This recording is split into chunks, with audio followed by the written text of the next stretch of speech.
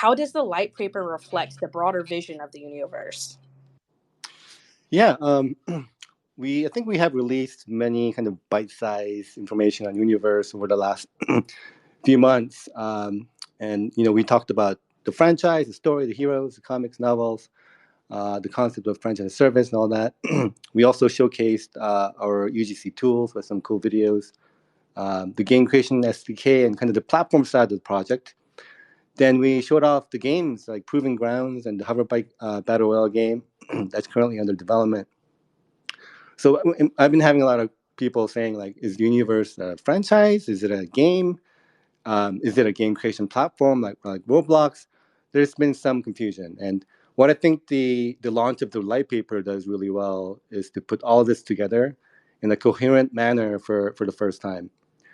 As you can see from the light paper that we just went live with and the explainer video that we just released, Universe is not any one of these, but an ecosystem where all these things come together. The vision behind Universe starts with the UGC. We want our community of players to create unique items using our powerful UGC tools. I'm sure you've seen in the sword creators and the hoverbike creators. It's pretty powerful. So we want them to create items, mint them on the blockchain. Then we want our community of game developers to develop games that utilize all these user-generated items and assets sitting on the blockchain. That's the goal. The goal here is to have dozens of games on Universe that all use these user-generated items, and therefore what we've all wanted for Web3 games all along, which is to achieve interoperability of the items created and owned by players. This is kind of the end goal. But as you guys know, like there's a lot of it's not easy to make good games, and there's a lot of inherent risk and a lot of expense in developing good, especially good games, right? So this is where the next piece of the puzzle comes into play.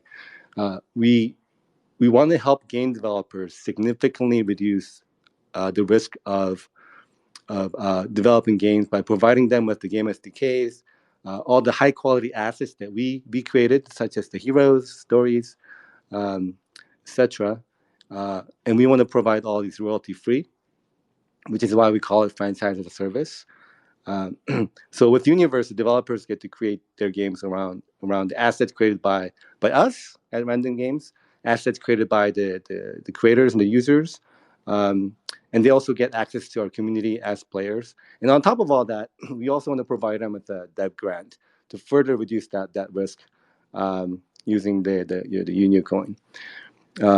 So that's what we want to achieve. The games that we have at the moment are internally developed, but we want to be able to get a lot more types of games on our platform over time with third-party and independent game developers.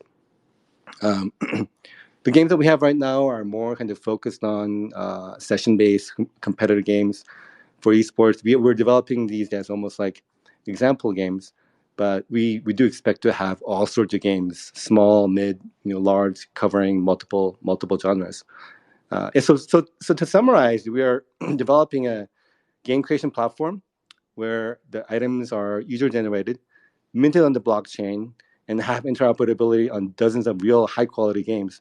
And these games can be Web3 games, it can be Web2 games, and we really want to help reduce the risk of creating these great games with our franchise as a service approach, and that's kind of the end goal. We also want to create an ecosystem where we create a symbiosis between gamers, creators, and game developers. Gamers get games with a continuous stream of new content from the creators. Creators get to own and monetize their creations, right? And game developers get to reduce the risk of creating real games and be able to monetize games much more easily. So this ecosystem is kind of real vision behind Universe and the Unicoin. So yeah, that's the good thing. The light paper kind of puts all this together into one coherent manner. Absolutely, and thank you for that, TK. If anybody hasn't gotten to read the light paper yet, go ahead and go into Unioverse's Twitter page right now. Go read it. It's super immersive. It gives you all of the details that TK laid out for you, plus a little bit of extra details. Thank you so much for that, TK. I know you touched on it a little bit already, kind of about how users can create their and trade their UGC content. But how else can people expect to be able to use Unio within the Unioverse? Yeah, mainly, I mean, the Unio is the currency for creation within the Unioverse platform. Creators will need Unio to create and mint user-generated game items, such as ships, weapons, space stations, and more, as you've seen on some of our videos. Players and creators can also stake Unio to get access to rare parts, special rare effects like VFX, even maybe sound effects that will really make their items unique and stand out. Players will also need Unio to create and manage guilds, where more Unio the members of the guild stakes, the bigger the guilds can get and access more prominent social features. On top of spending Unio for creation, we are generally looking at Unio to act as a status symbol for the players, where staking Unio will enhance a player status within the Unioverse platform. And also for game developers, staking Unio will grant them access to special social features that will make their games more visible to the community. And also, we can also provide platform data for developers that stake Unio. They can be super useful from a publishing point of view. That's a quick overview of the utilities behind Unio. Thank you so much, TK. That was amazing and very insightful. And I think that Weiss can actually add a little bit more details to that aspect of game developers using Unio. Weiss, can you give us kind of your perspective on how you see game developers really capitalizing on having Unio coin as an asset they can use inside of Unioverse when they're building their games? Yeah, thanks. A little bit of housekeeping first. I don't think anyone has actually seen the hoverbike game footage outside of our legends. So this video will be some of the first leaked content for that. And we'll probably leak some more very quickly. And actually probably going to have a beta playtest pretty soon. But that game and the Proving Grounds and our level editor, all the stuff that you guys have seen if you've been participating, those are all code bases that game developers will get. And so we're really trying to change the relationship between game developers, game players, and a franchise. But before I dive into that, let me talk quickly about, I think most people will be familiar that we have in-game currency called Protons. Let's talk for a second about the difference between Protons and Unio, because they're related, but they are separated. We have a game SDK, and inside of our game SDK that will come with example games, like all of the Proving Grounds code. There is no crypto directly in that SDK, and there's no requirement for it. And so because of that, it is friendly towards, a mobile game, a Switch game, game on Steam. Where the crypto part of it comes in is when you go online and buy what we call blanks or gamer tags. Those things you're buying on our website. That's where Unio's going to be spent.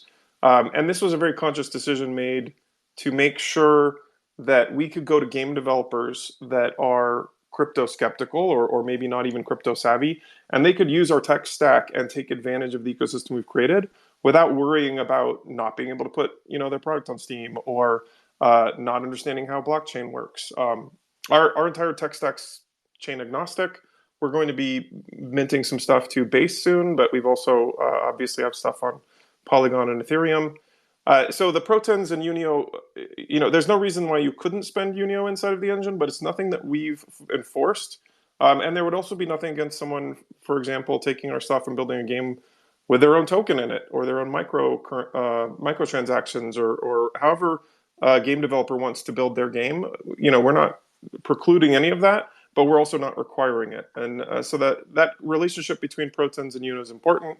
Protons you generally earn by participating in the ecosystem. So I think, as most people know, that you can You can collect our collectibles. You can go play the Proving Grounds runs. You can win the tournament. We're running a huge tournament right now, so make sure to check that out. It actually has some real money prizes on it. Um, so anyway, in that context, we often equate our product a little bit to Roblox in that it is a lot of things coming back to the same core. So the Unioverse is an epic sci-fi franchise with lots of assets, like TK was mentioning. We have weapons and ships and personal spaces and pets and all of these things that will exist inside of a metaverse. Those are cross game, and you're spending Unio to do the creation step. And if you go look at, like, for example, all the swords that are on OpenSea right now, every single one of those has been made by a user. So if you think about a typical game, you might sell a sword, like a flame sword, or sell a weapon, and it just arbitrarily dictate that some of those are rare because you typed a number into a database. But in this ecosystem, like, it just fills me with happiness to scroll through these screens and see what you guys have made.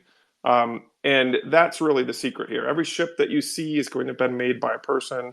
Every hover bike, when that game comes out, are going to be made by somebody who put logos on it and put time and energy and thought into what it looks like. And so that really unlocks something completely special and different.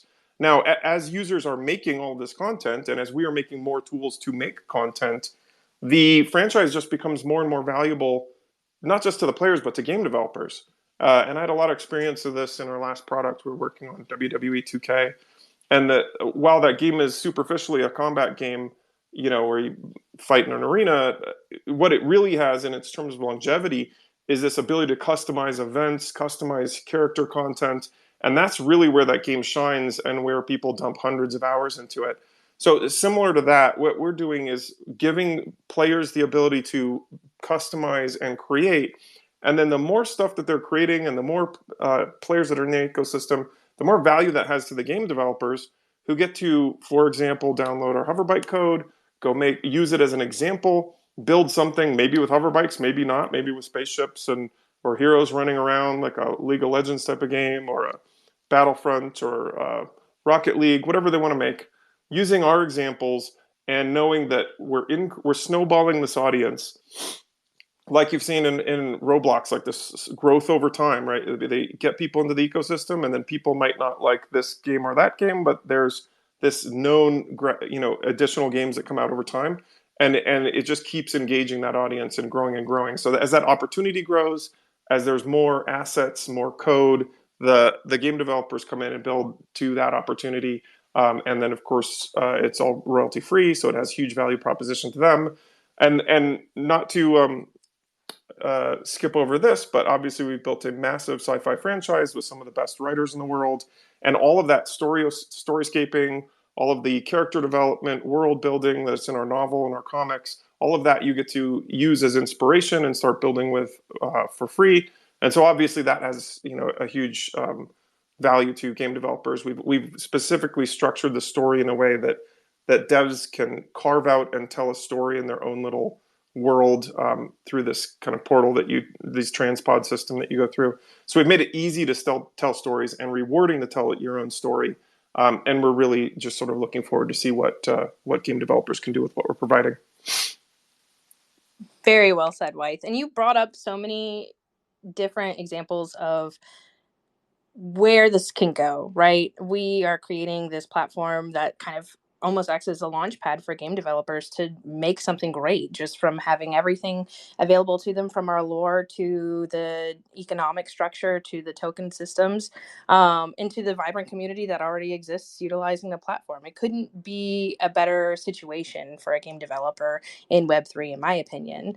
And before we move on, I actually wanted to let everyone know that the video that Wythe was talking about that teases the hoverbike game has been posted above, and it also talks about everything you'll need to know about Unio and getting prepared for that TGE. It's very amazing. It took a while to upload, so that's why it took us a bit to announce it inside of the space call, but it's here now. Definitely remember, go up there, go comment on it so that you can be entered to win that Unioverse game tag. Also, to note on the protons, Wythe mentioned it at the beginning of what he was talking about, how we're utilizing protons and right now you have the ability to actually earn these protons just by having a collectible and logging onto the Unioverse website every day. And right now we have a daily claim happening where there's a bonus of 500 protons that you can get. So make sure that you go ahead and go to OpenSea, grab a collectible, and take it onto the website. Make sure your account's linked and get that extra 500 bonus protons just for having that collectible and logging in daily. Also, Wythe, I know that we talked a little bit about how the overarching model of Universe as a platform and franchising will work, but how do you see the economic model in the light paper helping our ecosystem we currently have grow? Yeah, there's a great slide. I think it's on page 10 or 11, and it talks about our flywheel. And hopefully it just sort of makes sense. It goes back to what I was saying earlier that as we make more, as we, the franchise holders, make more user-generated content tools, things that let you build little pets or star bases or uh, starships, the more of those tools that there are, the more players create content, the toys and the building blocks that they want to play with.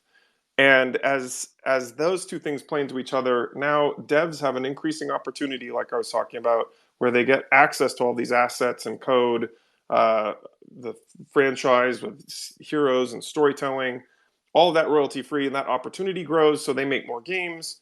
More games drive more players into the ecosystem, and then, of course, as there are more players, then there are more people building user-generated content. So I hope I did that slide justice, but there's a very good graph in there or diagram in there that kind of talks about that flywheel.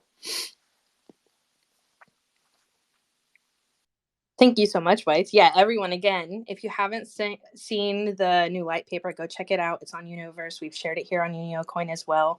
And it's very insightful, and a lot of work has went into it. So thank you, Weiss, and TK and Tony, for spending so much time making sure that it's the best it could be. Speaking of Tony, I know that we've been talking a lot about how Unioverse will be as a platform and how these game developers will be able to utilize it. But we're really talking about having dozens of games, and all of these assets should be able to be shared within it. So what makes this very unique to you? All right. Well, I'm going to use my time to talk a little bit about what drives the industry, the game industry as a whole. And if you look back over time, there's definitely moments in time that have really made the industry really jump and change direction. And for example, and I call these magical moments. And so the ones I've been involved in that I'm proud of is when the first pre-render graphics hit video games with Donkey Kong Country and Killer Instinct. That was incredibly magical. That looked very unique, very fresh, and people got super excited. We did a project called Mario Paint, which was user generated content extremely early in the generated content scene. And it was insane, sold like 5 million copies in like the first month or two, and people were making amazing animations. And so, and they keep going down the path. Star Fox was the first mass market 3D game, the first game that sold millions upon millions of copies and was truly fully 3D. And I left Nintendo and partnered up with Dave Jones. And at DMA Design, we did Grand Theft Auto 1 and 2, and we sold our studio before Grand Theft Auto 3 came out. But that was the first sandbox game where you can really literally wander around and do what you want, ignore the rules, make your own rules, et cetera, et cetera.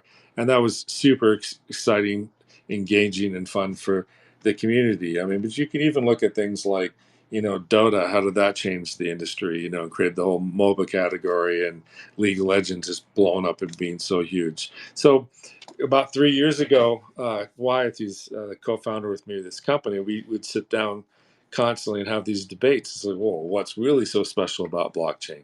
They're not really doing anything special, they're doing these kind of gimmicky play to earn things. Oh, you can own something. But that really wasn't special to me, because owning something within a game we've always had.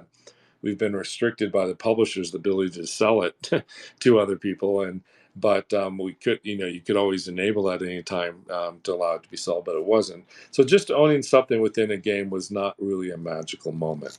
So we're like, what is the magical moment going to be in blockchain gaming?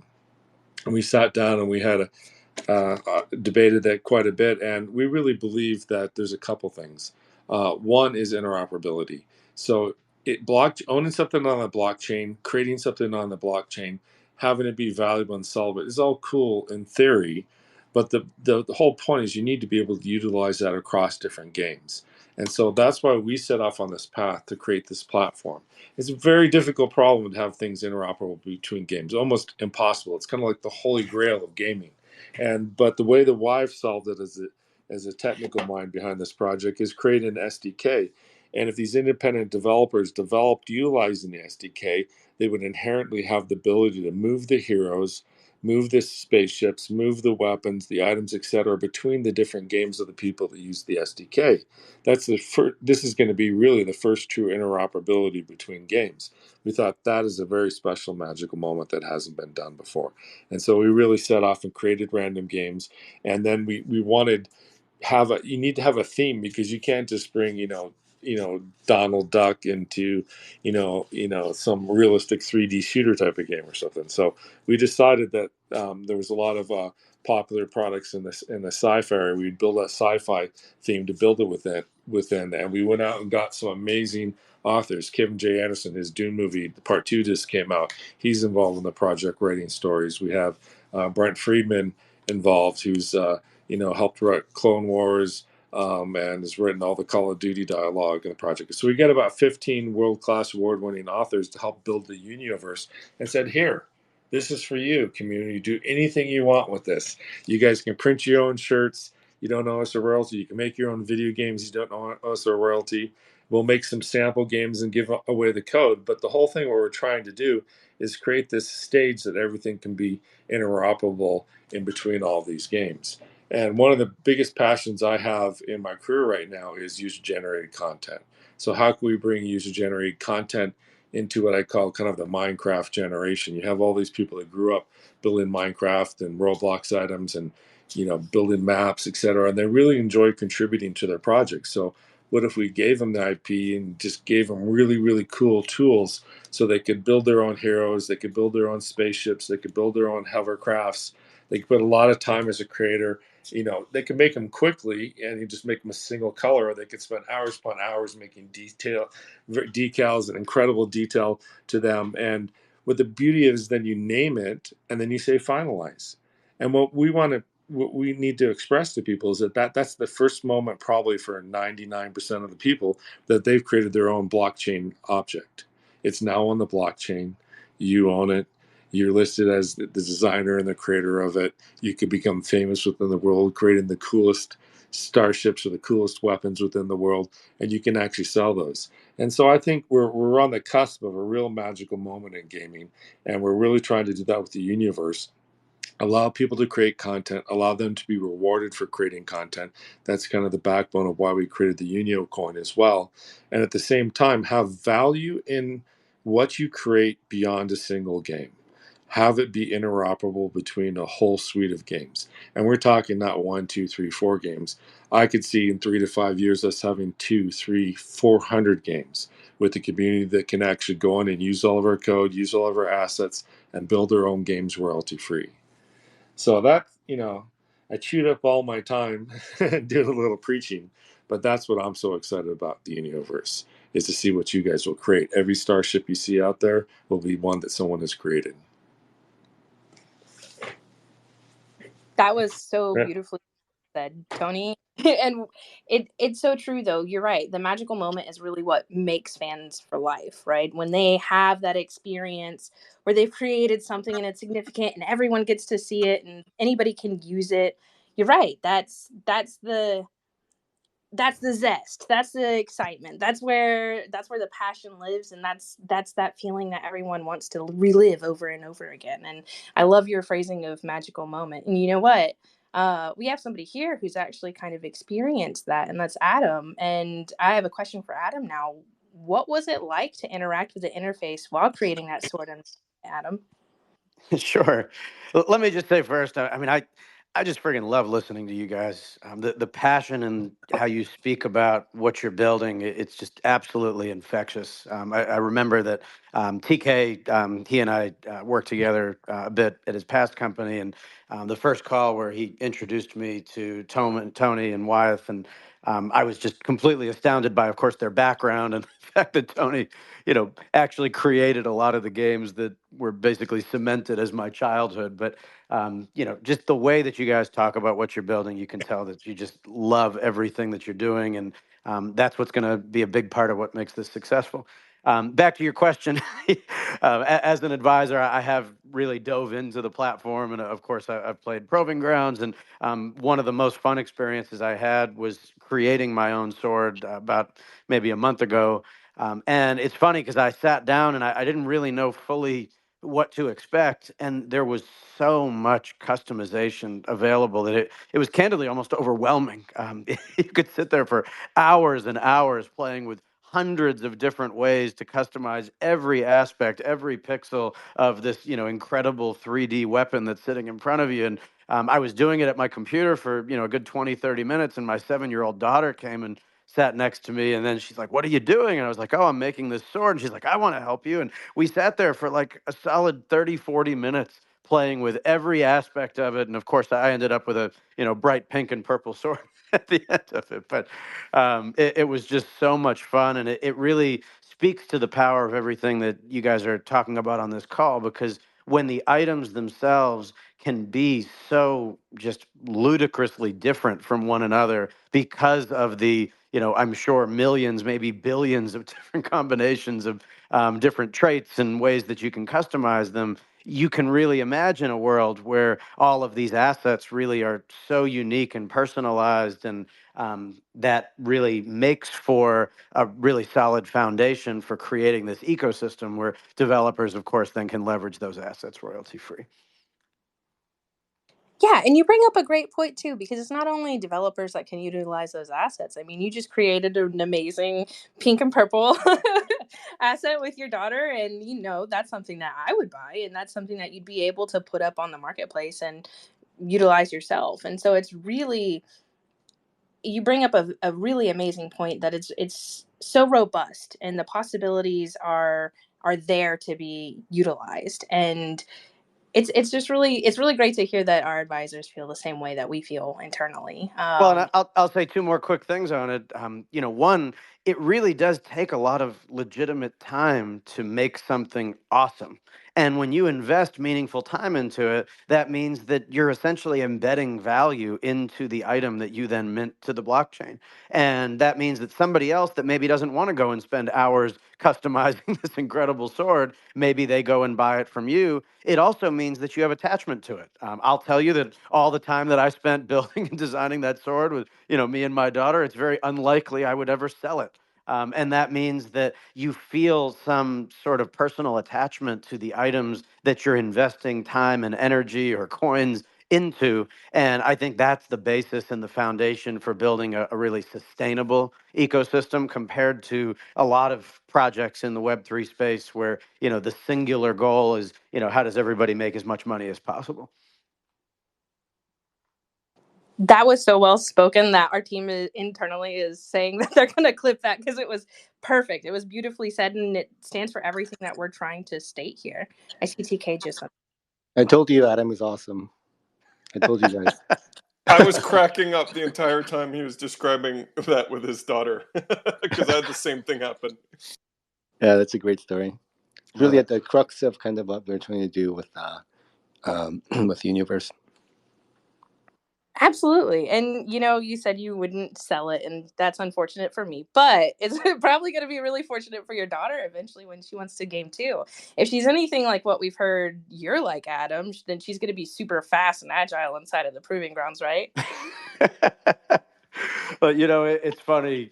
I tried to get good at Proving Grounds. I spent a couple hours in there, and it reminded me of years and years ago. And I'm a nerdy gamer, for any of you that don't know me personally, but I used to try to get really good at StarCraft 2, and I, got all the way up to diamond status. I was playing hours a day for like a year and a half, and I felt like it was this incredibly, strategic, challenging, chess-like interactive game that, I wanted to get really good at. And then I will never forget the day that I started going to YouTube and looking at videos of these, folks on the other side of the world that had, hundreds of actions per minute, and you could barely see their fingers as they're, scraping across the keyboard. And they were just so beyond anything that I would be capable of doing. It was borderline discouraging.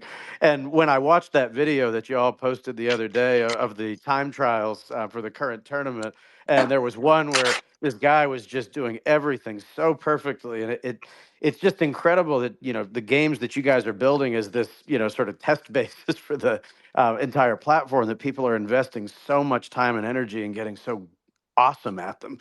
And it's on some level discouraging, because I'm sitting there saying I don't know that I could ever do that, but then I logged right in. I decided that I at least wanted to try, and it was motivating in that regard. And so yeah, it's really cool, the level of community that's being built around these games. Maybe Hey, this Adam. is a good Oh, I maybe was it's a gonna good say, opportunity for Wyatt to talk about like some of the tournaments that's coming up. Yeah, I wanted to mention that because I too have trouble competing at the competitive level that Adam's talking about. The guys in like the top 50 are pretty crazy. But the Forge tournament that we have going on right now, anyone who enters has a chance to win stuff, and anyone who posts a video to Twitch or YouTube and then fills out a form has a chance to win $1,000 USDT. So there, and there's other prizes as well. So go check that out. And this is the first of a couple of tournaments we're going to do. And we try to come up with ways that reward anybody participating at all, and also reward the best players, because any esport, to Adam's point with StarCraft, you get to a point where you're either going to be like a semi-pro, or you at least appreciate the people that are doing something incredible. And honestly, that's the whole original that's the whole origination of Twitch, right? Is that you get good enough at a game to appreciate something phenomenal when you watch someone else do it. And yeah, the Proving Grounds has already hit that in a couple of spots, as has certainly that tournament. But the other thing I wanted to mention was, so somebody on this call, or somebody on this Spaces, is going to get 500K Pro Tens, which is not easy to get. And so by all means, please participate, and someone's going to be very happy. Oh, and I wonder one other thing. Play to rare is an important theme inside of the Unioverse. We talk a lot about creating your own sword, creating your own hero, your own hover bike. Play to rare is this concept you could say I posted from a couple of years ago when I came up with it. It's this idea that if you're at the top of this tournament, you're going to get a one-of-one metadata trait, which will obviously make the hero that gets that one of the rarest heroes in the Unioverse. And that notion of you playing, we have a fame system, and you can see inside of the game like what your current fame level is. That's just based on raw participation. But then there's also things that are unlocked by extraordinary skill, and those things are kind of a reward on your time and getting to that spot where you could do an absolute perfect run. Which, as I understand it right now, nobody's done this yet, but somebody might be able to get crits on all of the cameras in this run and have just an absolutely outrageous score. So I've been keeping my eyes open to see if someone actually posts that run.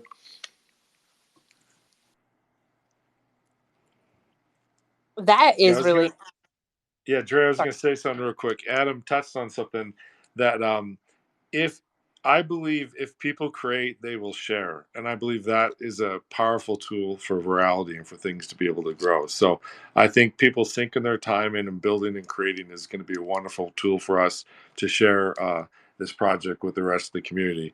Also, Adam, like you, at one time I thought I was one of the best gamers in the world, but I've knocked myself down a level. Now my gamer tag is Easy Target. So if you see Easy Target running around the hovercraft game, you know who it is. Too funny. Yeah, our community is so talented. Sometimes whenever I have to take the screenshots in game to make the social posts, it takes me like 13 minutes to get to a high enough state to take a great picture. And seeing these times, sometimes even, less than a minute and 10 seconds, it blows your mind to see how many people on the leaderboard have a runtime so fast. And it's absolutely amazing to see. You guys are killing it. You're doing amazing. And that's not the only way to win protons. Like we've stated before, right now, if you retweet this space, you will be eligible to win 500,000 protons, just like White said earlier. So it's really exciting. And we have a couple of other panelists on the board too, aside from our own team and founders. And I want to go ahead and touch base with Kiefer, and he's from HLV. Kiefer, could you kind of talk about why HLV chose to partner with Unio when you could partner with anyone else in the space? Can I just quickly introduce Kiefer and HLV? So HLV is the top Web3/crypto advisory firm. So back when I was at Enway and Animoca, we worked with them on the Rec League project. They also helped us with the ApeCoin launch, and they were just incredible. And so we're just honored to have them be part of our project. And yeah, just wanted to give a quick intro. And then you guys can work with anyone. So I guess the question is, why did you guys want to choose partner with Unioverse? Absolutely, and thanks for that intro, TK. And just in terms of kind of what we do, we help with the end-to-end token launch process with token design, go-to-market, exchange listing, and market maker strategy, and that launch coordination. I've worked with great teams, as you mentioned, ApeCoin, Pirate Nation, Pixelmon, and very excited to be working with Unioverse. And that's for a few reasons. So one of them is just the top tier quality of the team. Have people who have created franchises and been in key roles in teams like GTA, Call of Duty, Star Citizen, and that's just scratching the surface there. And so that's a really good signal of the quality of the output that you can expect in the future as we start to see this ecosystem flourish. And the other thing that really caught my eye was the scale of the vision that this team has. I personally think that UGC is going to become an increasingly important part of the gaming industry, and creating this cohesive universe for all this content to be created around will it'll leverage that interoperability well, as was very well said earlier in the space, and also creates these interesting opportunities for transmedia initiatives within this cohesive universe. Add on to that a business model that's really attractive to builders and can motivate this powerful flywheel, and motivates user retention in the ecosystem through ownership. And with all of that, I think Unioverse stacks up as a really interesting project. Thank you, Kiefer. You're spot on. The scale of the vision is exactly what drew me into the team as well. And I was fortunate enough to work with TK at Inway before this, and just this team is full of visionaries, and there's nothing short of a amazing idea whenever there's discussions between these guys. It's been quite an experience to be on the team, and I'm really grateful to be here and hear everybody and be a part of this as well. And it's really interesting too, because they also have these ties, right, with everybody in the ecosystem who is like-minded with them and who are also visionaries. I mean, all of the panelists that we've had speaking have been making waves in the Web3 ecosystem and creating this foundation for other companies as they enter the atmosphere to follow, right? Like, they're setting the example by acting. And Alex here is also a tech visionary who's deeply involved in numerous Web3 game companies, and he's maintained a lot of strong connections specifically with the industry's top streamers. And so I'm curious, Alex, what unique opportunities do you see within the Unioverse? I mean, it's going to be very exciting to see all the content being created by the universe. So I think where I mentioned esports earlier, also content creation to YouTube and Twitch. When you start building value around a franchise, storylines, characters, and just developing a universe. I mean, this has a potential to be as big as any of the big games that we've seen out there from Zelda. Look at the depth and breadth. Imagine giving anyone the ability to start building different gameplays and story around characters that you've built a strong relationship with. So this is typically the type of content that lives so well on social and on Twitch, on YouTube, on Kick. Add some spice with esports, and you have a recipe of great content, great community, and whether you just want to watch and see what's being built, or build yourself, or compete, or casually play and be part of the community, it feels like there's like a lot for everyone. One of the really cool stuff about creators that they're so good at showing and modeling player behavior. Get a few creators to start building, competing, and sharing what they do, and you have tens of thousands of eyeballs of players who just get excited, learn about the game, and get drawn into the universe. I should say the universe. And this is really what we can expect to see happening. Proving Ground is an amazing start, like the very competitive, very hard to master, easy to understand. So it's like a really, really good example of what the team is able to put together.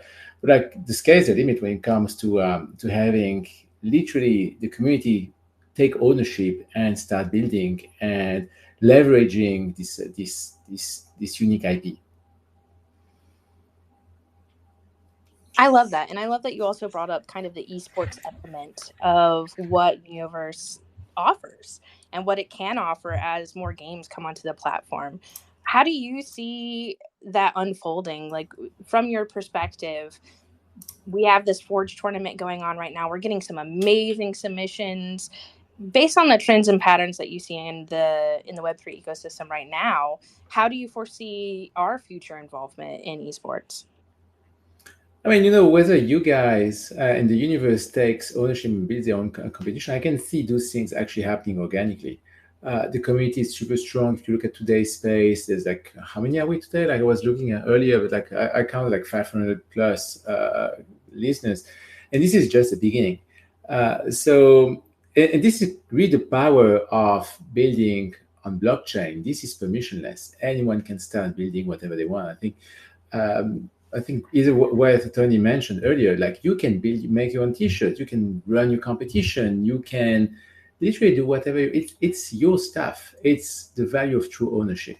So we haven't had great examples of truly open 3D Web3 games so far. I think Unioverse is probably one of the first one, if not the very first one, to really create that space where you can have true gameplay, a AAA level gameplay on a fully permissionless universe. And this is going to be exciting because people are going to be creating things. So I expect acceleration to happen really, really fast. Whenever we started working with creators, just one creator can flip the balance between like being unknown to being the number one title out there. And so that's really what I hope to see happen with Unioverse. That is the vision for us too. We want to be that number one title, and I know we keep getting number one on all these leaderboards, and we want to maintain that. And it's really a testament to this beautiful community that's been fostered organically through here, right? Is all of the people interacting with Unioverse, especially our community, is exactly what's kind of cultivating this possibility to come to fruition, right? Is they're seeing the potential, they're seeing how strong our visionary leaders are, they're interacting with the game, they're playing it, they're asking questions, they're giving us their feedback, they're making waves and spreading it across Web3 natively. And it's a beautiful thing to see unfold. And you know what? It's time for their questions. Let's go ahead and pull up some of the ones from Discord and on X. It seems like Nomad had a great question. He asked, is there currently any outside game developers looking to build on the Unioverse SDK?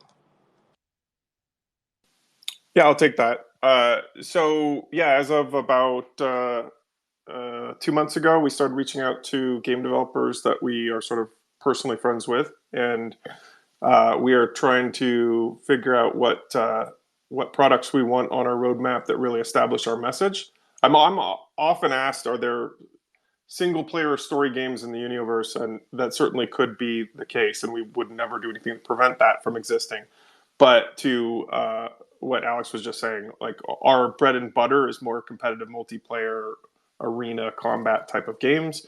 And so we're looking to assemble several external games that we'll provide grants to that will really be the first building blocks that sort of set the message in that direction.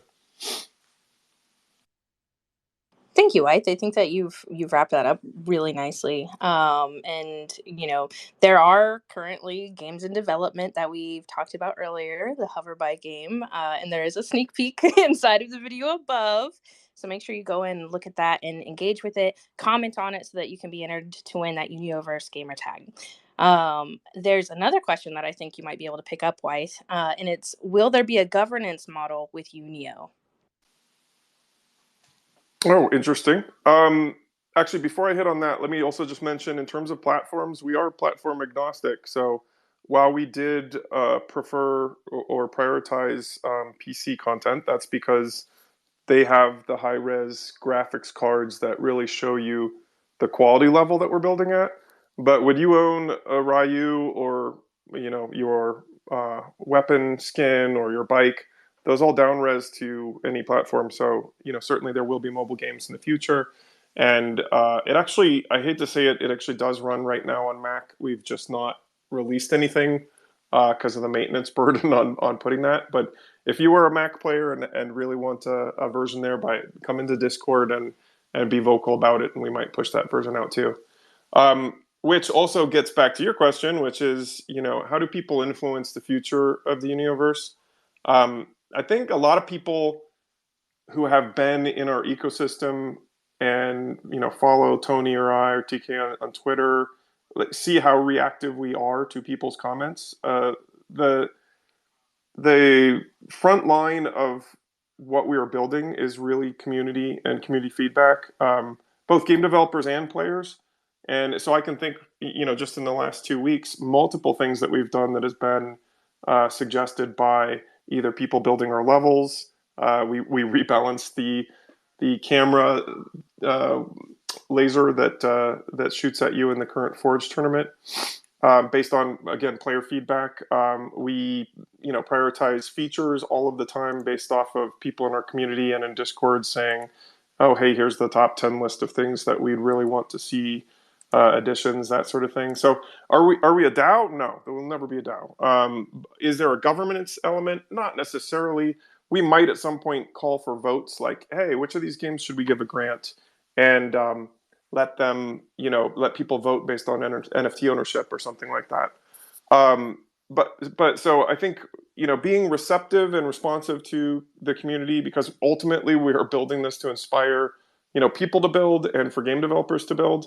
We need to be responsive to those desires and that feedback. But we are not, the Unio is not a governance token or anything like that.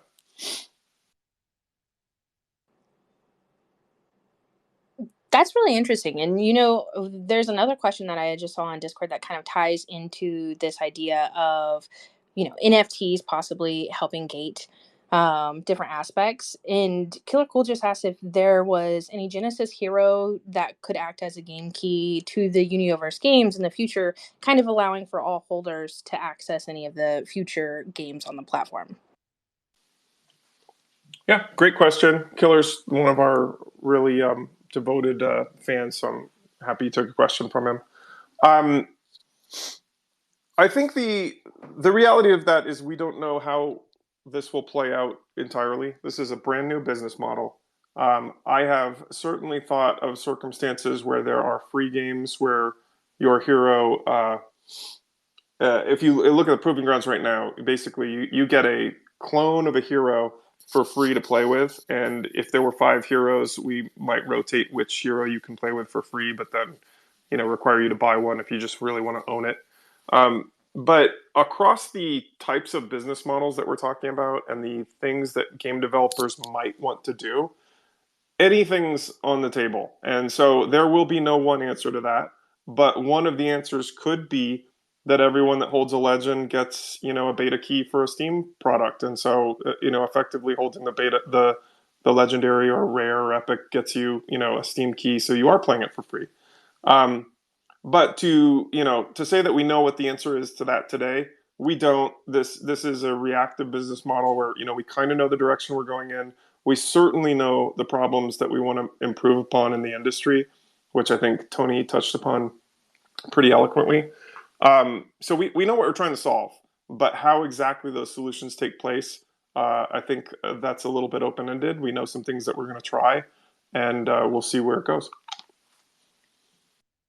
Yeah, I think that part of the beauty of what we're building here is that there is room to experiment. And Alex said it's permissionless, and I loved how that really tied into just the whole ethos here is that it's permissionless. We're testing things out, our community's testing things out, the game developers have that opportunity to test things out too. They can have gated abilities, or if they want to develop their own, they'll have that option to do so.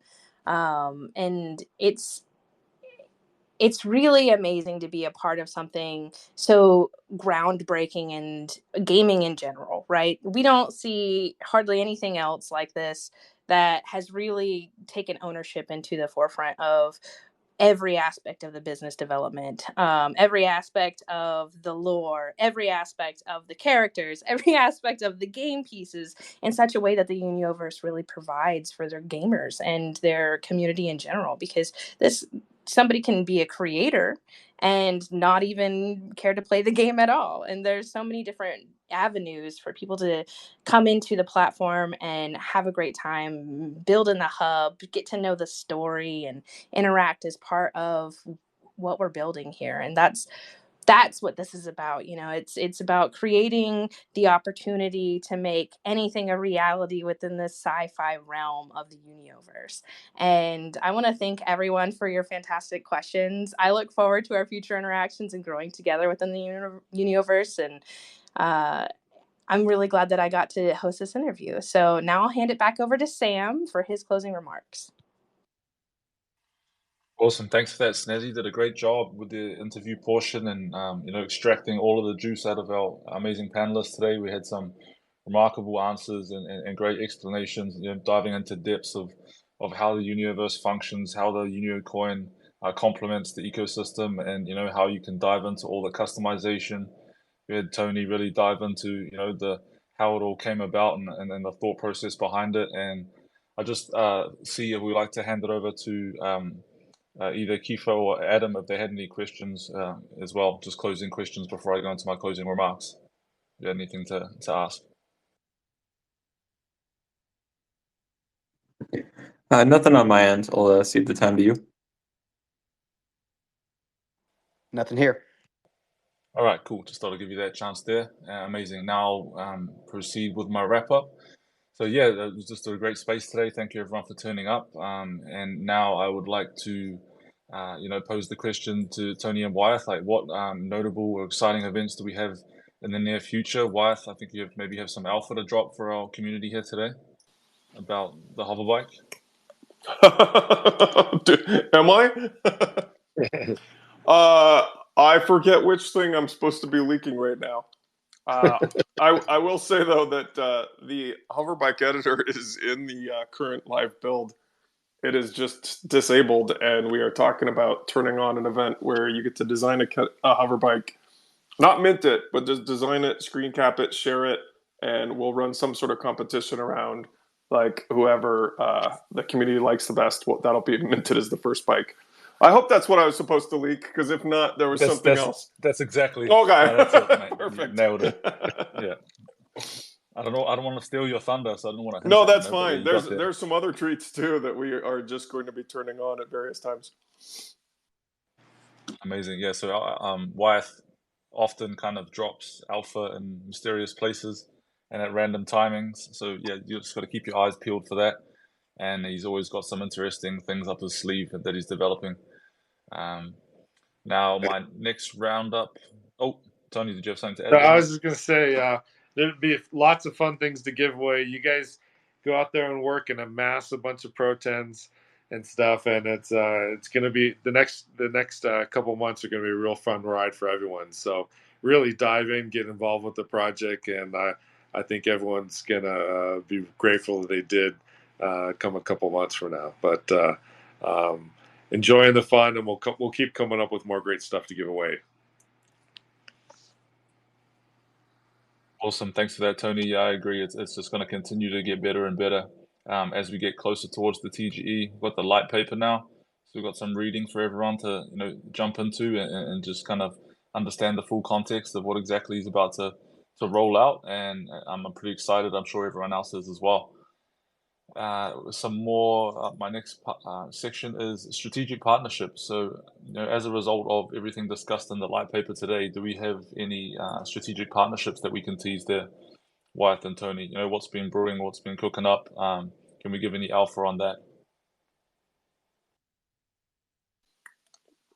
I'm not sure what we're allowed to leak, so I'm not sure I should say anything. Snazzy, did you want to jump in on that on those points here that you've got mentioned on the Snazzy, if you're around? Yeah, so I know that we kind of talked with TK earlier this week about possibly teasing something, so I think we should ask him. Yeah, we should wait. We should wait until Okay. Later on. Yeah. So that's brewing. That's still cooking, guys. That's cooking. And then, okay, I can push this to Wyeth. What games do we have to anticipate in the near future? What kind of what games you got cooking up there?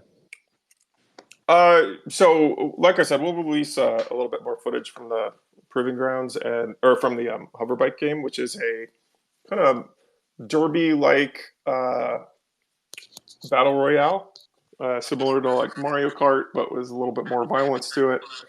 Some themes of like Rocket League, and we're really going to be building that out in the open. So we'll start by doing like a little beta testing with all the people that have beta flags. And by the way, if you want to be a beta, you can come into Discord and beg one of the mods to give you that status. But then we're really going to do live playables. I think some people have probably heard that one of our sister projects is Shrapnel, and if anyone's been seeing them do live play sessions of their builds, we'll probably be following that footsteps. And so, doing a build out in the open, getting some feedback from people, and then, iterating on it for a few weeks, then doing another build. So that's what's happening with the hoverbike.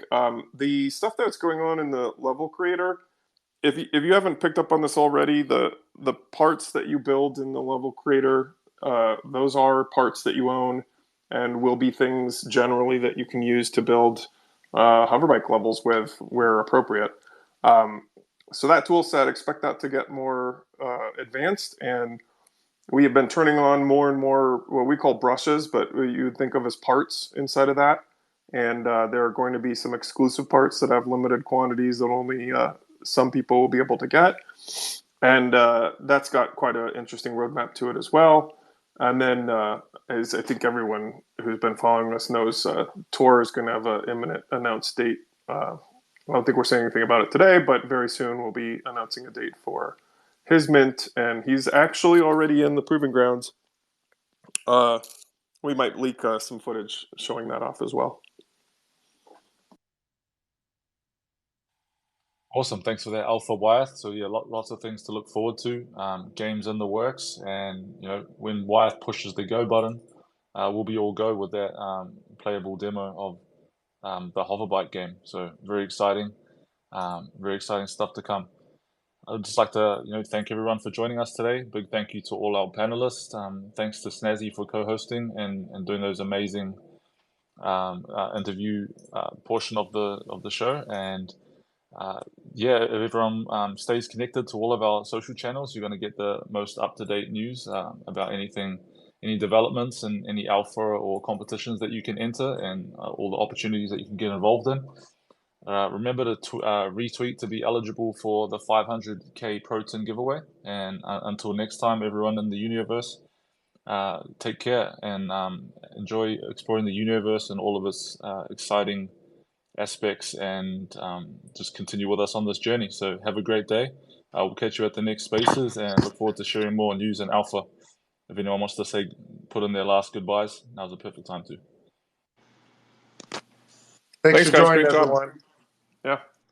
Talk to you soon. Amazing. Cheers, guys. We'll see you at the next one. Thanks a bunch.